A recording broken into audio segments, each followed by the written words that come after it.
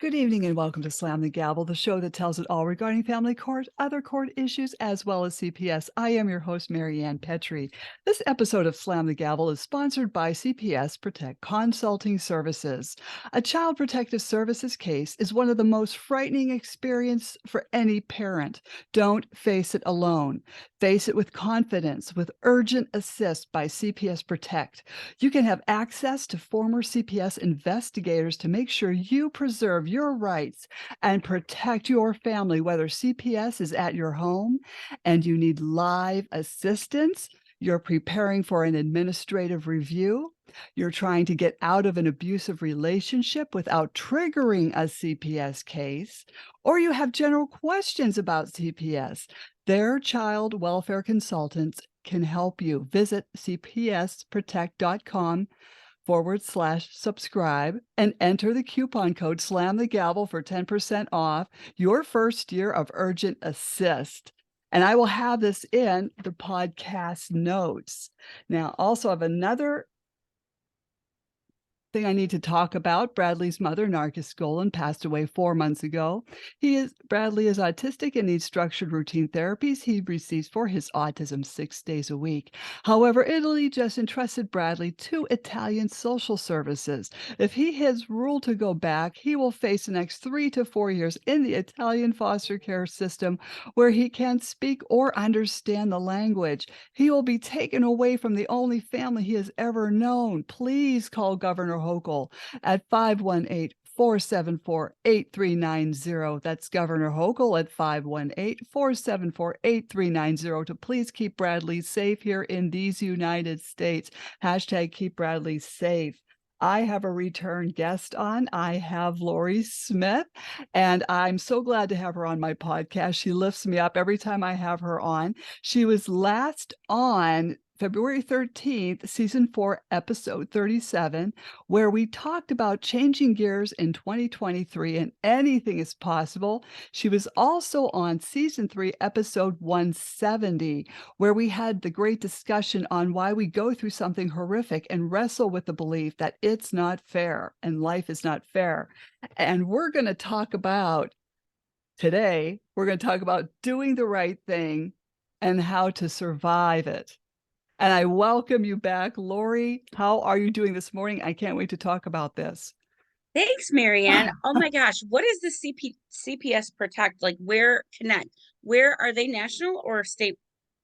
They are in they are in New York State, and what a Okay. parent can do is contact them as soon as possible when CPS gets involved.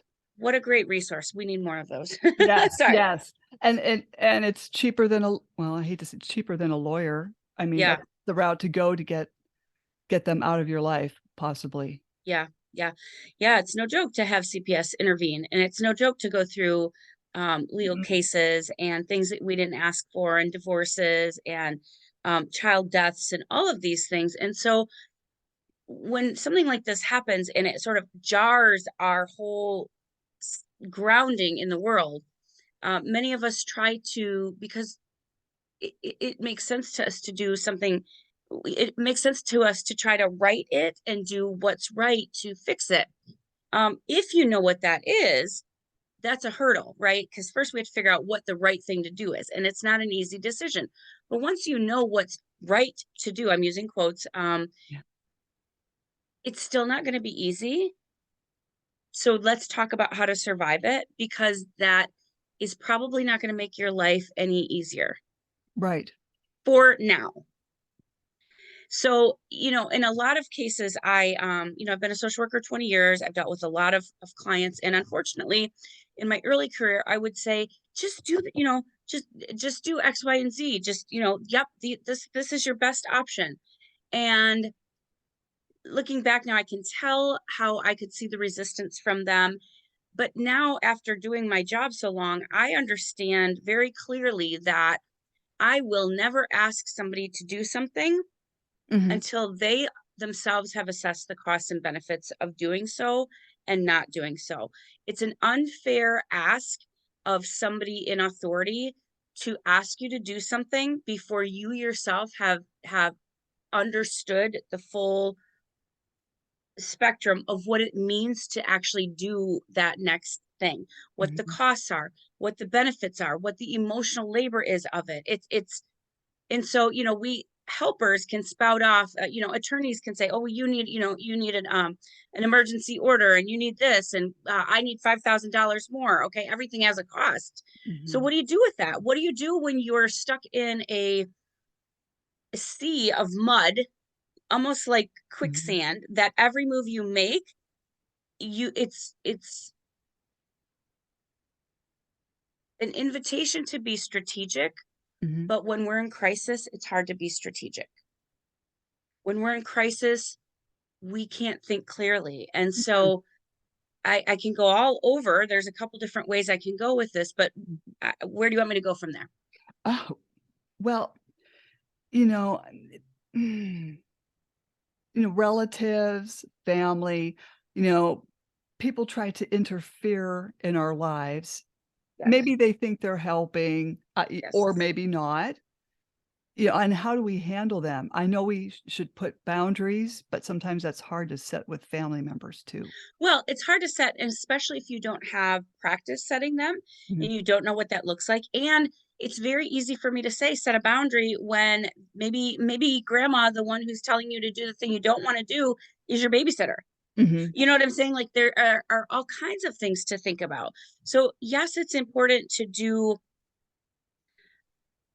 what we consider quote unquote right, but what grandma considers right, and Mhm. what the court considers right, and what your ex considers right, or what your child considers right, could be the farthest thing from what's going to help you. How do you figure that out? It starts with really this, whatever this is, whether it's a court custody case or Mhm. a divorce or a violation of abuse, whatever it is here to re slash mind you of who you are and who you are not. Mhm. Okay, so when you discover that you need to end a divorce, that is a very clear internal thing that either somebody else or you has, like the ex or you have decided this isn't where I'm supposed to be anymore. So coming to terms with that and understanding, like, look, I it's messy. We don't get to explain or make sense of what's happening, but something in that marriage was not meant for me anymore. Mhm. Something in this court case, as horrific as it is calling me to be the best version of me I can be, but it doesn't look that way because I feel like I literally just want to escape and die this experience, Mhm. right? And, Yeah. and if you're feeling that, then your kids are feeling that. Mhm. What is the right thing for you is not going to be the right thing for me. It's not going to be the right thing for grandma. It's not going to be sometimes the right thing for the court. But how do we know that unless we check in with ourselves? How do we know that unless we connect with something greater, either a group, a community of true support, not the community of origin, not the support of Mhm. origin, because they see you in a certain way. A community of origin that, a community of support that is like minded, going through the similar things, that have had the similar experiences, is where you're going to find the meat and strength to decide for you what's right for you. Mhm. Because I can tell you from my own experience, listening to what other people think I should do with my life has led me to being miserable often. Mhm. Mhm. Listen, a court case is miserable. If we're going to be miserable either way, we've really got to take a stand and get very clear and concrete on what is best for us, Mhm. whether this sounds really harsh, but whether or not we can protect our child. Now, I want us to protect our child, but we are not the only one putting that child in danger, okay? Mhm. So here we come with some over responsibility coming in, especially with mothers. Oh my God, my kid was taken away. What does this mean about me? What does it mean about my mothers? Well, this is part of deciding who you are. Do you believe that you're a bad mother? Mhm. Are you the one that's going to abuse yourself into oblivion, blaming yourself for being a bad mother because somebody else told you you were? Let's check that with your own thoughts and opinions first. Mhm. If you've done something that you didn't like, there's always repair. We can always move forward. We can always make change. But if you are innocently relying on the court to decide if you're worthy enough of being a mother or not. That was never where the worth was. Mm-hmm. That will never be where the worth was. The court's decision making isn't even about quality. It's half the time not even about justice. Mm-hmm. The court's decision making has to do with following the law that began protecting property. Mm-hmm. This has nothing to do with who's right and wrong, what's just and unjust. This is about protecting property. Whose property? The people that created the courts. Mm-hmm. Okay, so some property gets protected, but not all. Some children get protected, but not all. But we have these one size fits all systems that we seem to come to and think, oh my God, if CPS is investigating me, I must be a bad parent. Or why are they investigating me? I'm not a bad parent. This doesn't make sense. Right, it doesn't make sense. Not supposed to make sense. Then we breathe. Mm-hmm. Do I think I'm a bad parent? Mm. Do I think that I can endure this court case? Now, even if I don't think I can believe it, is there people that can maybe help me endure? Mm-hmm. Do I want to endure? Is it worth it to me to endure? Am I okay with spending maybe 6, 7 figures on a court case to get my child back? And those are all very valid questions to ask, and it's important. Sometimes the goal is not the quote unquote ideal outcome. Mm-hmm. There isn't an ideal outcome when life's just shit on us. Mm-hmm. The outcome is survival. Mm-hmm. How do I need to do this best? I right now can't protect my child. What does that mean about me? Do I think it makes me more or less? Are there, plan Bs to protect my child? But more importantly, how is the best way my child is going to be protected if I'm not protecting myself?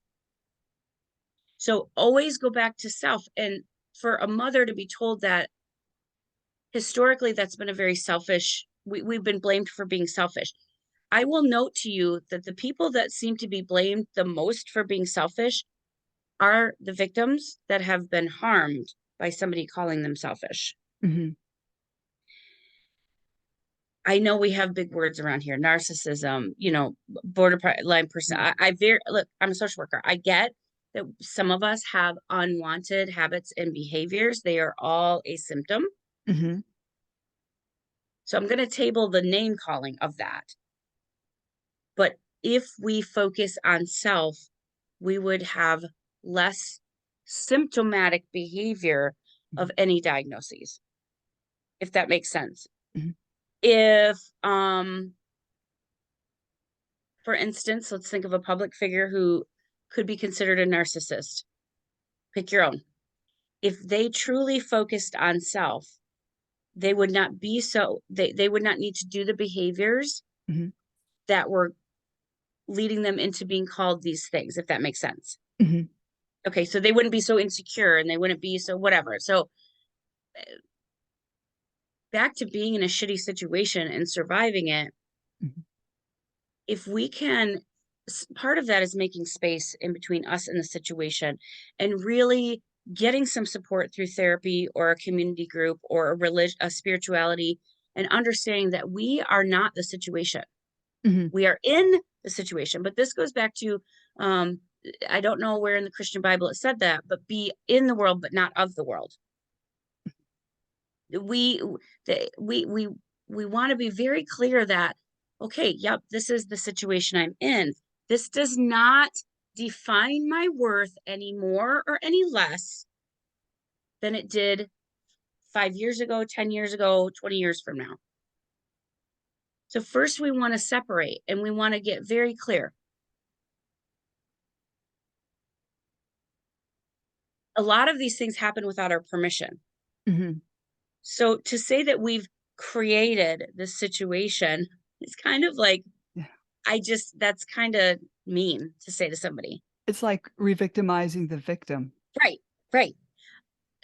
It takes a whole village to create anything. Okay, Yeah. just like it takes a whole village to keep a child safe. Just like it takes, like, we're not doing the village job of keeping the child safe if the child's ending up in CPS, for one. Okay. So that is automatically proof that there's more than one person hurting this child. Mm-hmm. Okay. Because every step along the way to get to the CPS report, everybody had a chance to intervene. Okay. So those same people are going to come back and say, well, you really need to do this, and you really need to do this, and you probably should do this. And have you thought about this? And why are you doing that? You should do this instead. That is, it's a tornado. I'm Yeah. getting whiplash. Yeah. Where's your grounding? Where's Mm-hmm. your true support? If you don't have any, find some. A great one is something greater than yourself. We just celebrated Easter, so I'm going to pivot there and look at that as an example that might be controversial, but not really, because Marianne Williamson talks about this all the time. Okay, so this guy, whether you're religious or not, got persecuted by the public for helping people that were less than, and he got nailed to a cross. Basically, I mean, that's the non-religious, that's the thing that happened. We all have our own crucifixion. Mm-hmm. We all have this point in our life where we did what we thought was right, and here we are being hung to a cross for it by the very public that probably told us to do that. Mm-hmm. Mm-hmm. Don't you think that's interesting? To, Yes, because to we're me, all, I'm sorry, we're all no, trying to do the right thing, and then there's no, how's that go? No good deed goes unpunished. right, right. And so that's always going to be the case. If you look at Martin Luther King, if you look at Gandhi, if you look at all of the spiritual leaders in the world, why were they spiritual leaders? Part of it was because they went against the status quo. Part of it was because they were persecuted for that. Who are we talking about today? We're not talking about the public that stoned them. We're talking about the people that actually made the change, took the risk to make the change, and did something different. Now, I'm not saying we all have to be saints. I'm not saying we all have to be the next Martin Luther King, but Mhm. just notice, public is going to stone you whether you do something according to their okayness or Mhm. not. By the way, what they think is okay now is going to be different 2 seconds from now, and it was different 5 seconds ago. Just look at Britney Spears. They loved Britney Spears. She got put in a guardianship. Now there's public that hate her and all of those things. Like, this is the nature of the finicky public, because the outside world is by default always changing. Mhm. That is not where the stability is ever. The court is not where your stability is. Somebody else's opinion is not where your stability is. And so I have an entire course dedicated to this, on how to build your internal reserves. And for trauma survivors, we don't have that internal sense of grounding. We ping pong to whatever seems to Mhm. feel good to us now. That my course is developed to look, you some of us came with the I feel like I came without a coding in the world, Mhm. meaning like somebody next to me seems to be like not bothered by 75% of the shit I'm bothered by. Like, how do they do that? That's amazing. They had safety in their lives at one point. Yeah. Many of us didn't, and we don't know what safety feels like. And by safety, I mean emotional safety. So what I mean by that is I have worked really hard to help people find safety internally, whether or not the outside world agrees. That's my entire shtick in my whole 20 years of service, in my coaching, my therapy, my book, my podcast, everything. How do we develop that safety when the outside world is nailing us to the cross? Mhm. Well, we can look at all kinds of spiritual leaders for this, but going it starts with learning how to trust ourselves, learning how to stop doubting ourselves, learning to re/member that we are a drop in the ocean and the entire motherfucking ocean in one thing. Yeah. And I mean that in the kindest way. I swear a lot for effect, because we, the world will have us, thinking we have no power. Mhm. The power isn't out there. The power isn't what it looks like out there. Power is within. The power is in me finding my integrity, me and finding my north, me and understanding what I can tolerate and what I can't. How much I'm going to give to a court case and not. Do I have to say no to this, even though it breaks my heart in a million different pieces and I'll never be the same? Maybe I have to pull out of this court case for now. Marianne, Mhm. 3 or 4 years ago, I literally had to make a decision on whether I was going to stay in my career or not. Mm. I was ready to give my license back because of the harm that I had endured under my own profession, my peers. I was doing, quote unquote, what was right to do, and it ended me up in a psych ward in 2019 after a suicide attempt. And I had to get real clear on if all I was a social worker, or if there were parts of me that were literally dying because I was trying to keep being a social worker, Mm. whatever that meant, whatever that was required of me to do. So it was messy. I had to spend six figures to get out of that hellhole.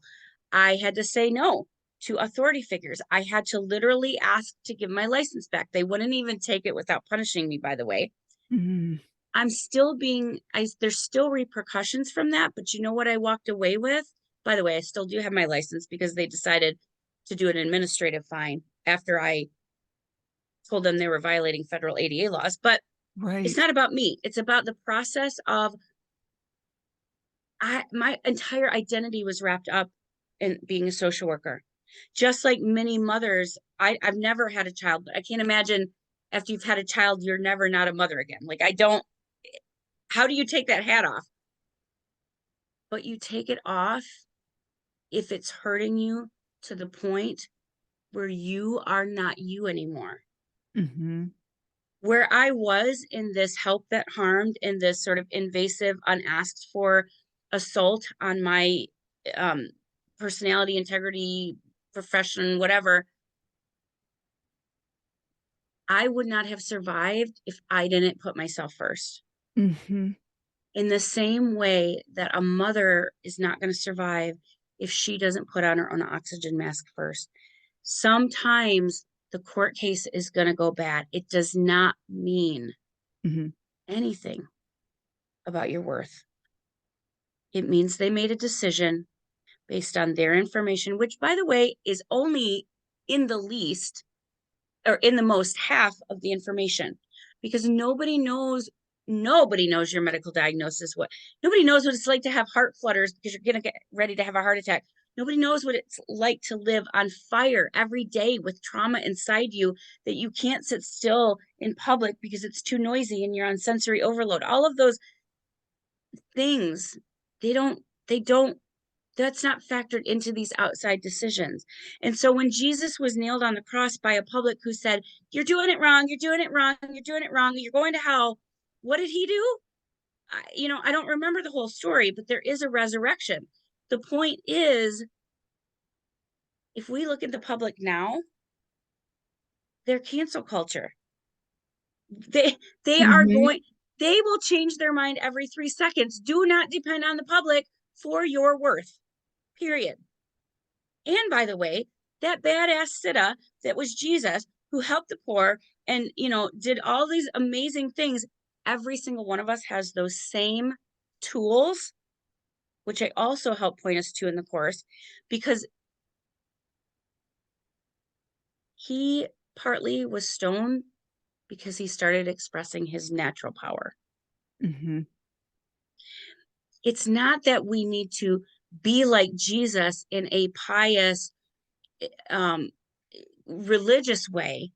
We may want to consider being like Jesus in the way that this man walked through the world, in the way that this man handled the public, in the way that this man stood with his own integrity and did what he thought was right, regardless. And the trust is, yeah, I may get beat to death.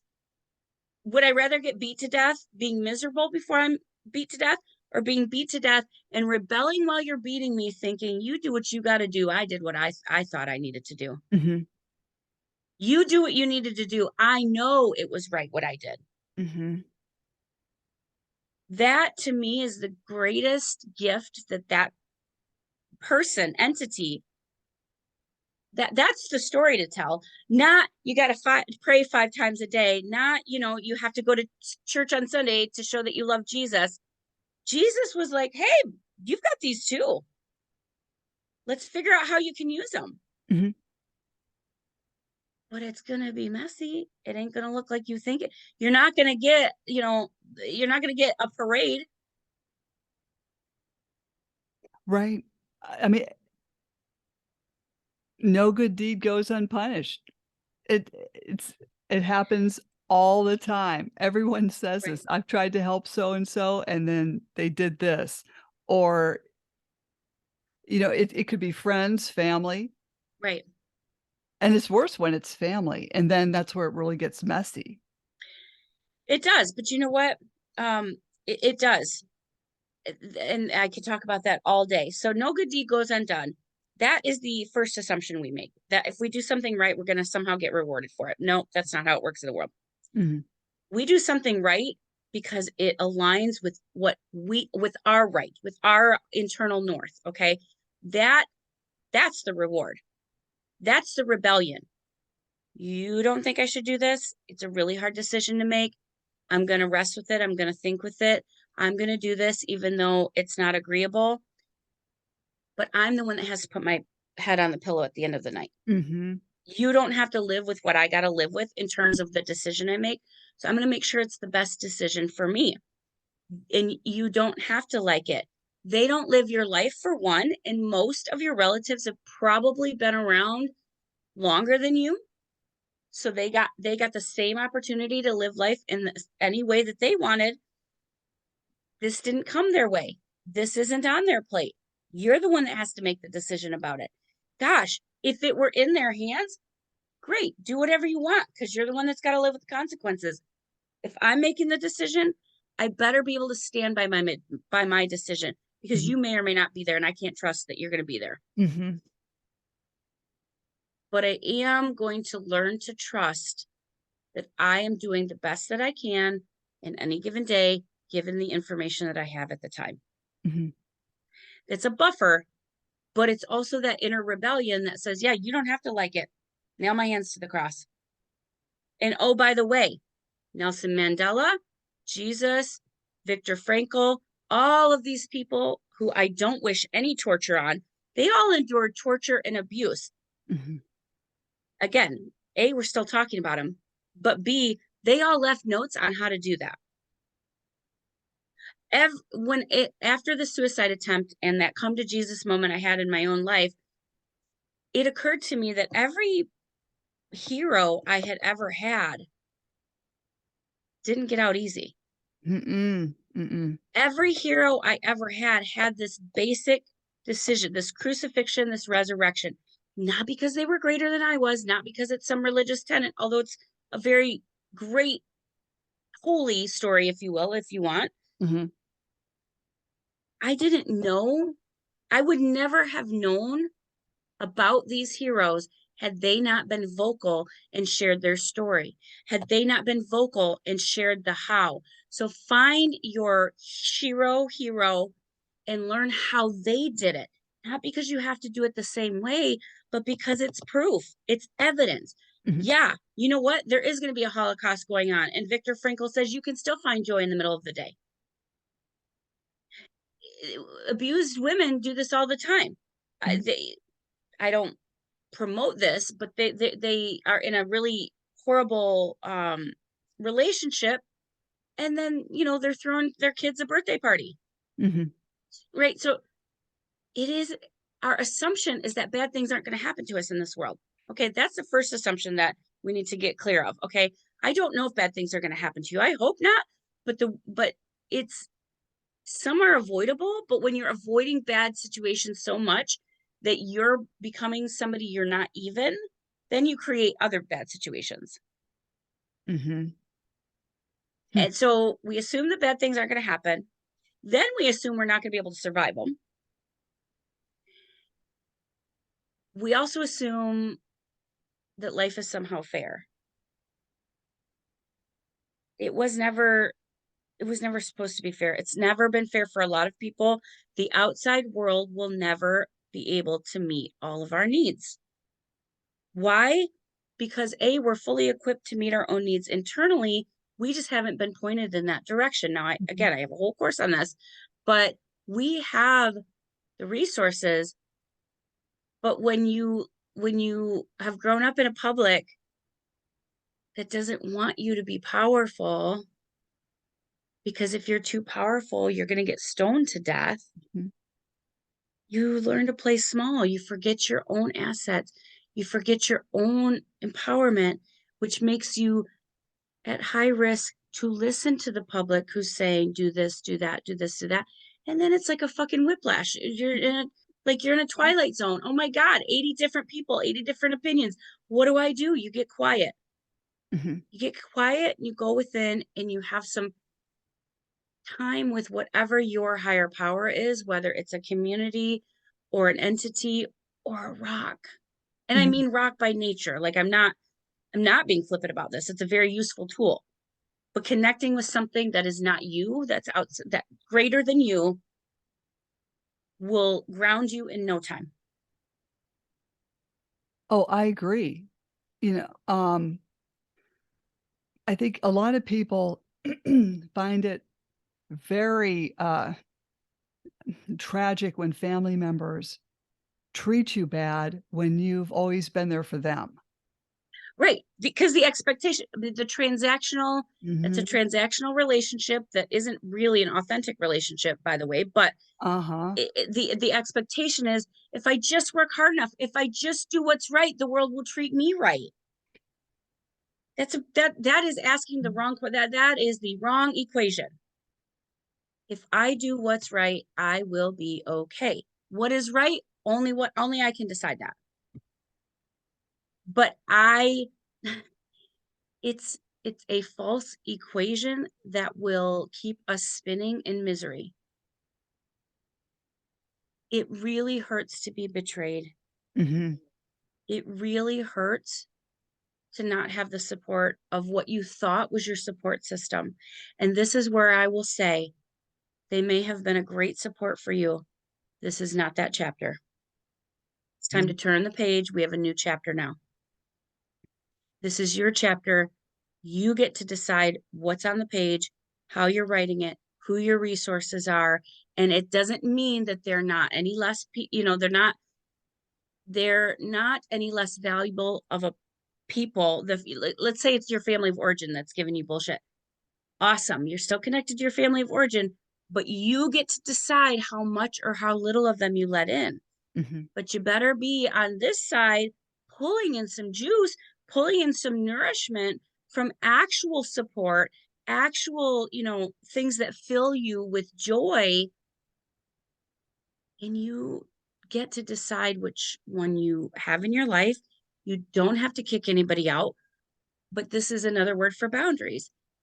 Don't answer the calls at the end of the day. Mhm. Tell them, I'm answering, because of the stress level, maybe I'm answering my calls once a day or once a week or whatever.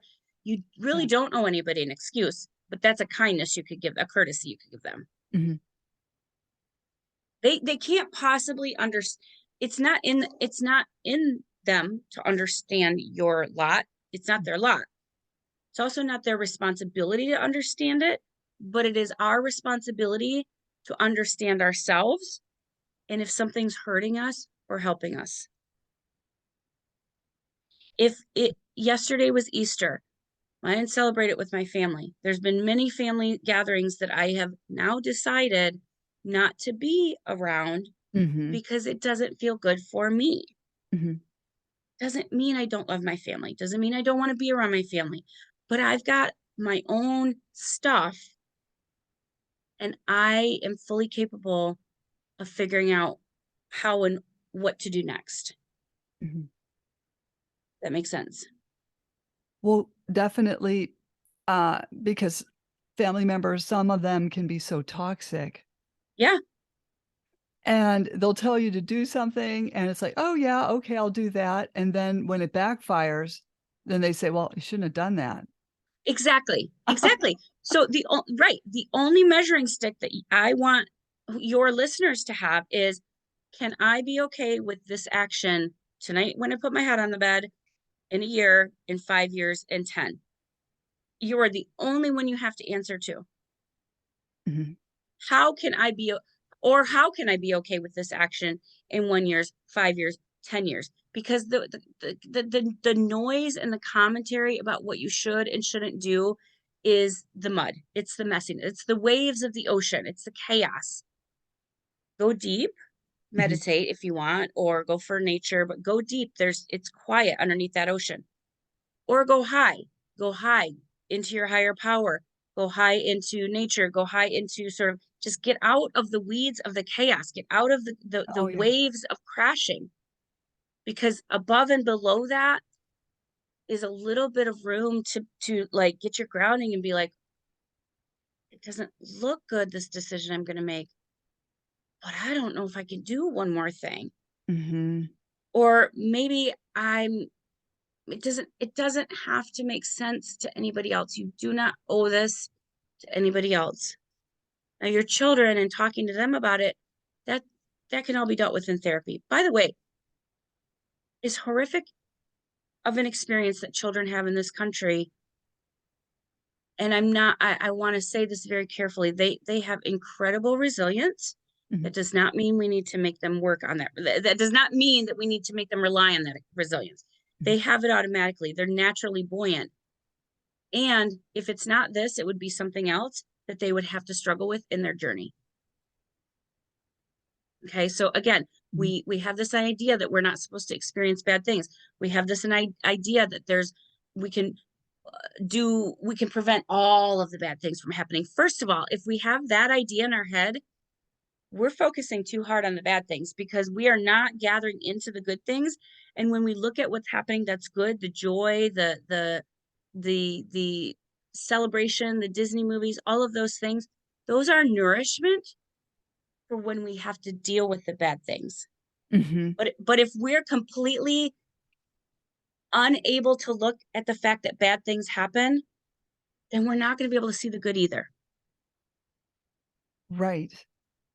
And to bounce back to, life, you think life is gonna be fair, but a lot of people, myself included, have been programmed by Right. the Brady Bunch because remember, Yes. they'd have a problem, it was solved in 30 minutes. Yes. Even Gilligan's Island, "Oh, there's a problem. Yep. Okay, it's solved," and it just I think we were led to believe that everything's gonna turn out okay, and Right. Well, sometimes things don't. and to be it's never turned out okay. I don't know a lot of African American friends that I have that life has been fair. I Mhm, don't know a lot of Latino friends I have that life has been fair. I don't know a lot of children that I've met in this world where life has been fair, even if they're in the quote unquote best family ever. Okay. There mhm, are a lot of underground things that we don't talk about. And I know there were reasons we put on those TV shows in the 60s. And guess what?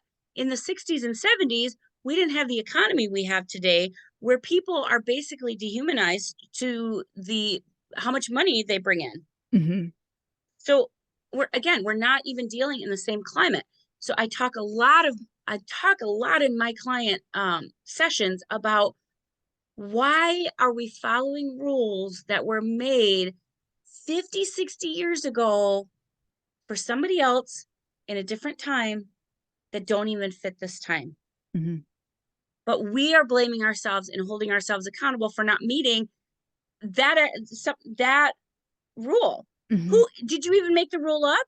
No, this isn't that chapter. What's the rules that you have for your life? Who's ever asked you? It is an act of rebellion to make your own rules for life. Jesus did. Be like Jesus. Make your own rules. Do what you think is right. Mhm. And that takes a lot of strength, and a lot of people, maybe they've been so beaten down that they can't do it. They're just functioning from day to They day. are doing it. They are doing it. Yes, I hear it takes a lot of strength, but again, we're making that dreamy outcome. This isn't about dreamy outcome. It does take strength. They have strength. They're not seeing the strength that they're using, Mhm, which is making them feel like they're failing. And oh, by the way, who's the one that's surviving these experiences? Not me, who's telling you some ideas of things to consider.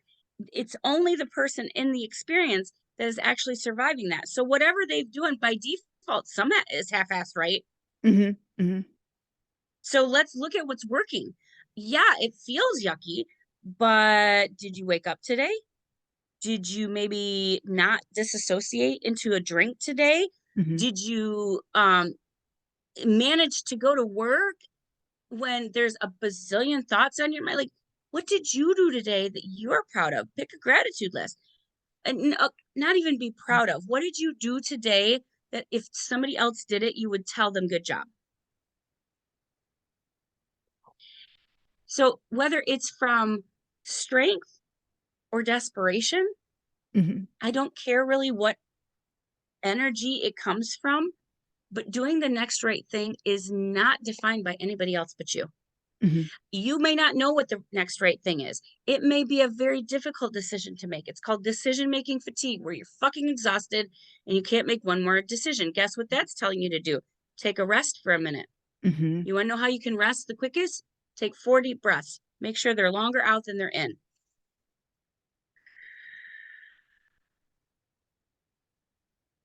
There are physiological reasons that that benefits us. Mhm. Most importantly, it shuts off our emergency brain and puts us into the executive functioning brain, which has the problem solving, has the list making, has the rationalizing, has all of the tools that we need. We just need to know how to get there. Mhm. You're not going to get there when you're onslaught with stress all day, every day. Deep breath is a rest. Closing your eyes is a rest. Picking out 5 things in the environment to identify and say something about is a rest. Throwing ice cold water in your face is a rest. These all stimulate the parasympathetic nervous system. Going outside and looking at the clouds for a minute or two is a rest. Walking actually improves. There's a method of therapy called EMDR where they move your eyes back and forth, but walking does that naturally. Mhm. And again, that interrupts the emergency brain and gets the executive function. That's what Why do you think that we all come up with our best ideas either in the bathroom or in the bedroom? Because we finally are resting. Well, Except that's for true. it turns out it's anxiety. It feels like anxiety, but it's finally your brain being like trying to work things out. But again, we can rest so that we can nourish and go forth. The surrender. It's the surrender that the Jesus had when, okay, we're doing this. I'm getting nailed. And yep, here's my death. It's happening. And then that whole resurrection thing, like it we need, I call it switching gears, but we need that genuine, safe, benign, nourishing, nothing else needs to be done but breathe. Mhm. The solutions will come the more we practice that. It's physiological, it's neurological, it's biological, it's evidence, it's historic, it's ancient. Mhm. Yeah, there is my one friend would always say, "Well, you have to get to rock bottom before you can go up." And I just kept No, going. I mean, I told her, I said, "I keep going lower and lower," and I right. just kept going So lower. yeah, and I think that's a really great little quip. Oh well, you're not going to stop till you get to rock bottom. Except for, what is it about rock bottom that causes us to change directions? It's not the rock bottom. It is us deciding which direction we're going to go. Mhm. It's us deciding maybe that alcohol isn't serving a purpose. It's us deciding that I'm no longer going to take more abuse. It's me on my knees in the hospital in a psych ward saying, "What are you doing? Why are you letting this happening to you? You you can say no to this." So rock bottom is a an idea Mhm. that only indicates we're at a breaking point and we're ready to switch to pivot. Mhm. We can decide to pivot anytime. We do not have to endure things that are completely, when we're in these twilight zone situations of like a court case, we start in abuse, we pull farther and farther and farther away from our core self. we forget who we are. We forget what decisions we have. We forget what our thoughts are versus somebody else's. We get very confused. It's a very sort of washing machine type of experience where you just can never find your sense of grounding.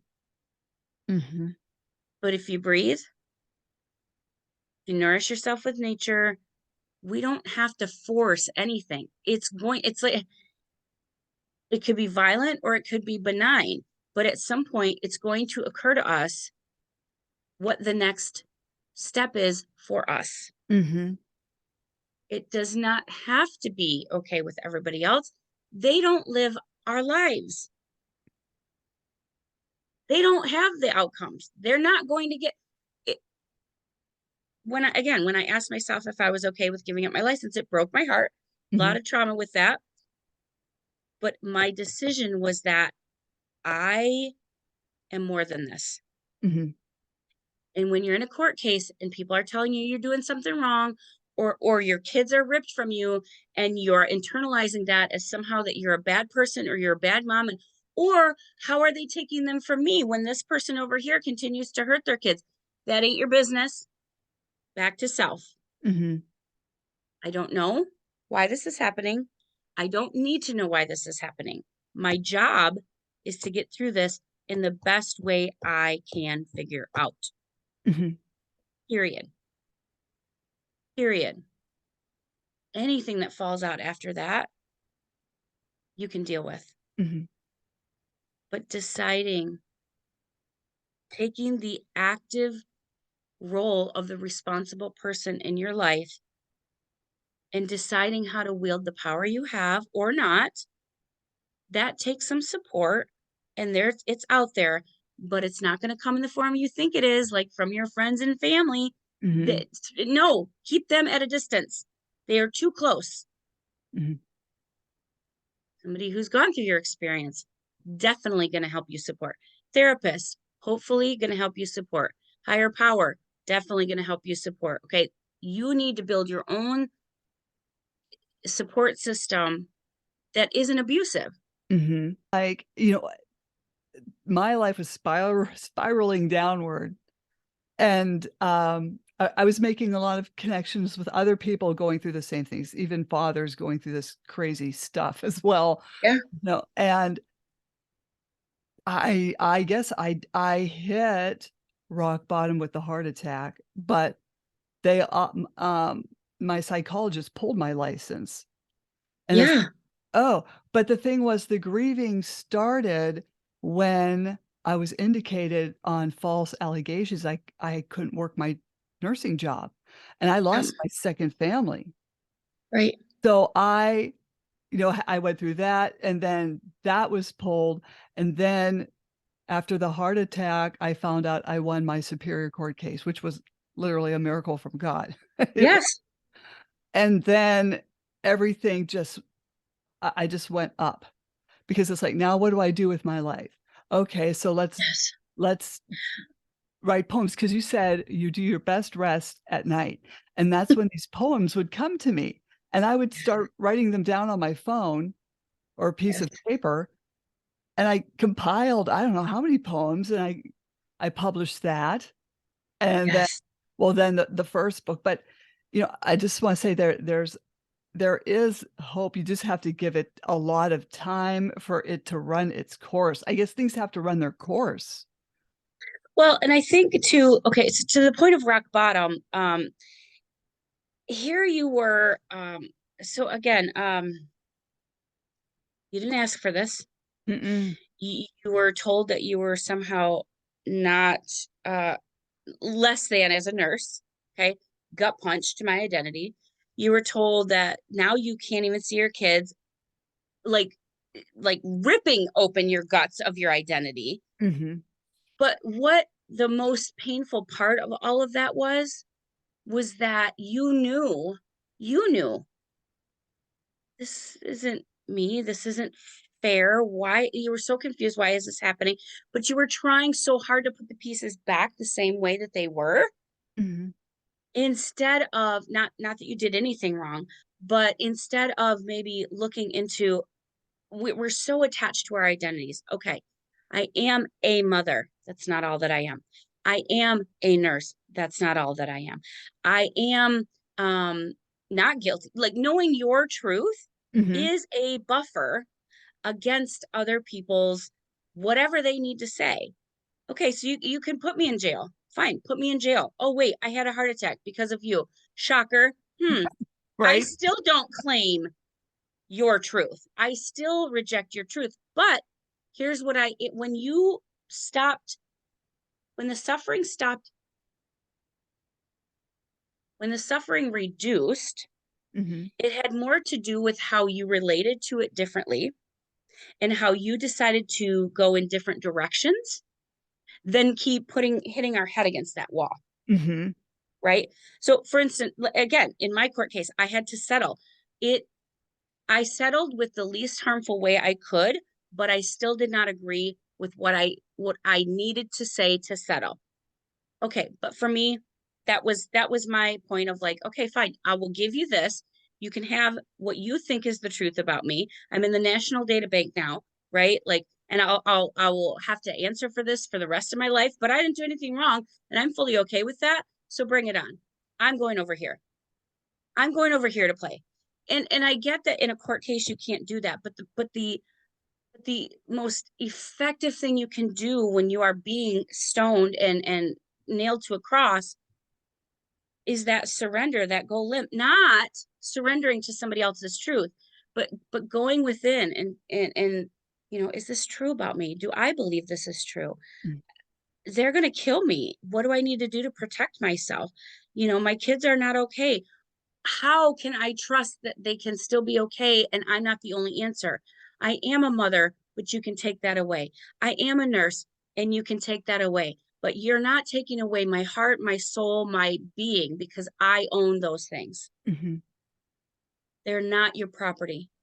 You can take my body, you can take my profession, you can take my kids, you can nail me.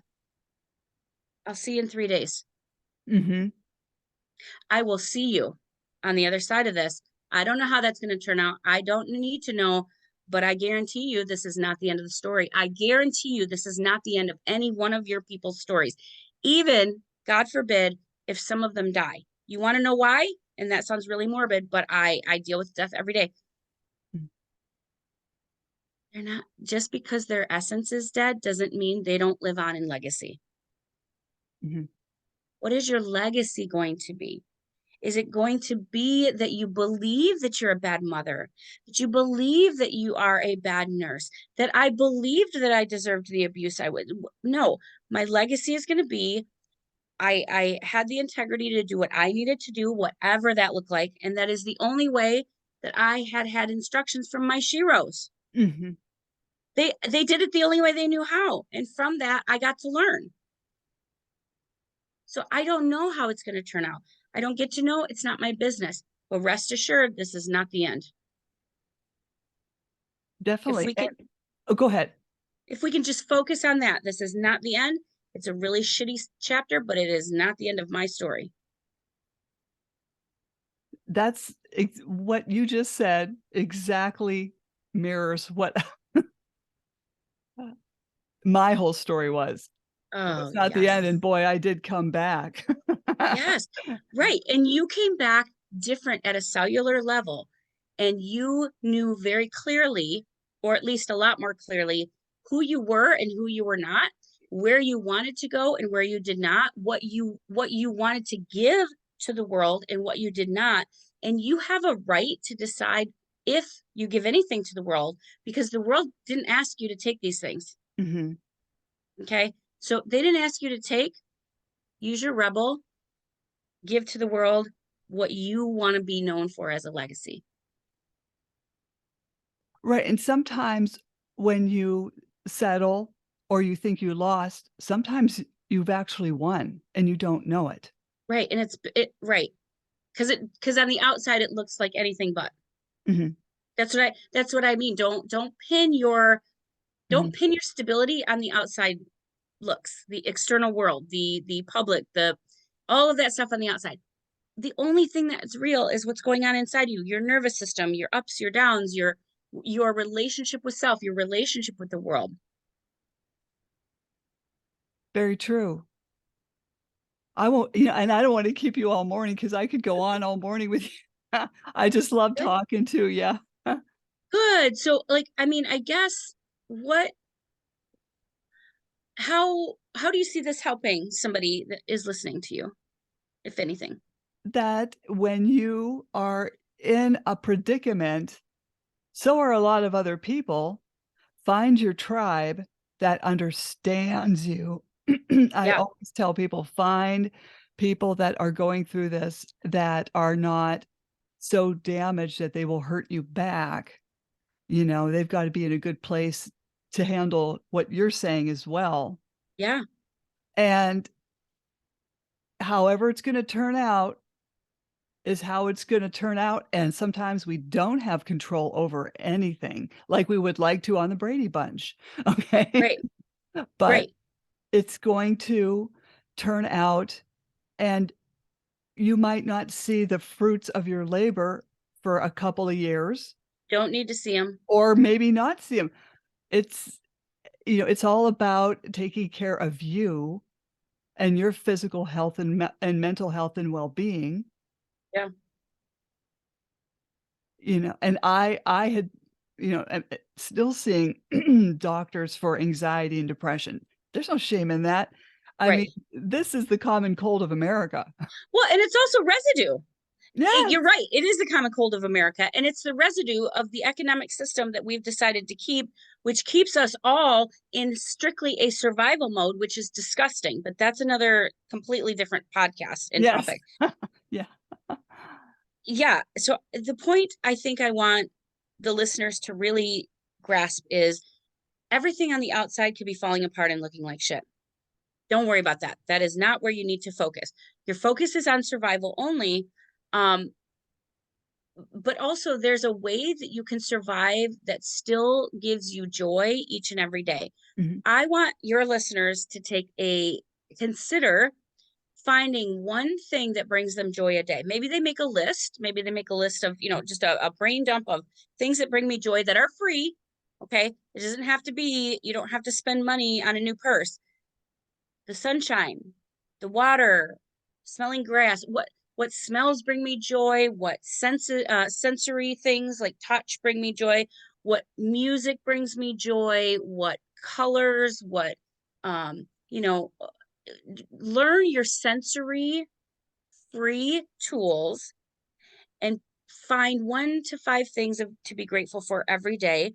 That is a buffer. It's an insulation. It is not a foo-foo, just strictly positive psychology. This literally can rewire your internal nervous system. mhm.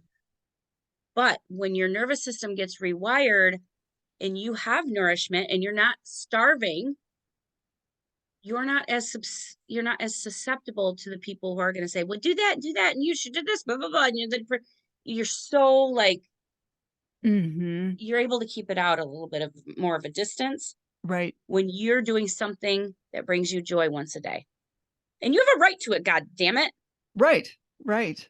That is a God-given gift. So if you're not taking advantage of that and you're believing these hoo-ha things about, how bad of a parent you are, please, please go smell a plant or something.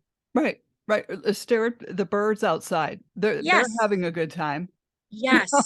And you know what? They get killed all day, every day. Yeah. So if we zoom out in the circle of life, bad things happen to all species. And that's not the end.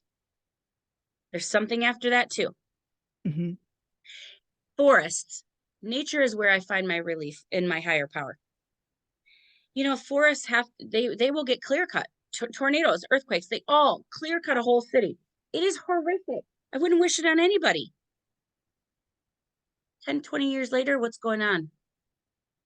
It's regrown, Mhm. right? You got rid of the bullshit. You cleared out the bullshit so you could get to the good shit. So that's all this is. This is a clear cutting of what you thought your life was like, Mhm. and you get to define it now in a way that you have a say in, because they're going to define it in all kinds of ways. That's not your business. Your business is how you want to define it. What are you doing each and every day that you're okay with putting your head on the pillow at the end of the day? Love it.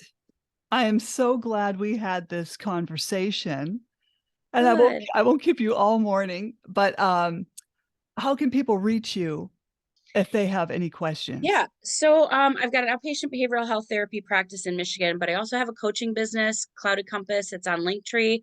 I've got the podcast. I have experts on my podcast. I have a book, Life Hacks, Tips and Tricks for Accessing Your Inner Resilience, which just talks about what I use is called the three principles. That's my spiritual lens of the world. And it really helped me relate differently to my experiences. And I have courses and all of that. So on Linktree and Clouded Compass. And I'll put that all in the podcast notes so people can find you. Oh, thank you. Awesome. Cool. So, hey, don't jump off. Slam the Gavel is a podcast to help the public understand what really goes on in these family courtrooms. I'm your host, Marianne Petrie, author of Dismantling Family Court Corruption, Why Taking the Kids Was Not Enough, and Cry Out for Justice, Poems of Truth.